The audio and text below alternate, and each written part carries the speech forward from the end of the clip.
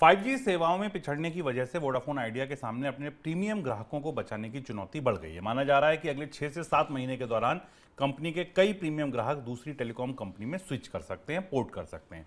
भारतीय एयरटेल और जियो की तरफ से 5G सेवा को लेकर तेजी से विस्तार किया जा रहा है, जबकि वोडाफोन आइडिया ने अभी तैयारी शुरू ही नहीं की है। सर, क्यों पिछड़ गई वोडाफोन आइडिया इस पूरे 5G के प्ले में?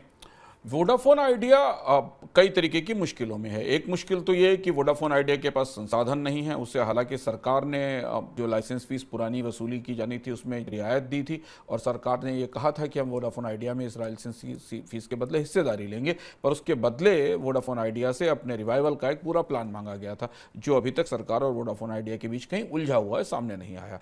दूसरी सबसे बड़ी चुनौती यह है कि पिछले करीब करीब 20 महीनों में वोडाफोन आइडिया 38.1 मिलियन सब्सक्राइबर्स, करीब 3 करोड़ से 4 करोड़ के आसपास सब्सक्राइबर्स गंवा चुकी है, यानी जिनके पास सर्विसेज हैं वो वोडाफोन आइडिया से बाहर निकल रहे हैं। और तीसरी और महत्वपूर्ण बड़ी वजह यह है कि वोडाफोन आइडिया 5G तो दूर, अभी 4G का कवरेज भी वोडाफोन आइडिया का उतना अच्छा नहीं है।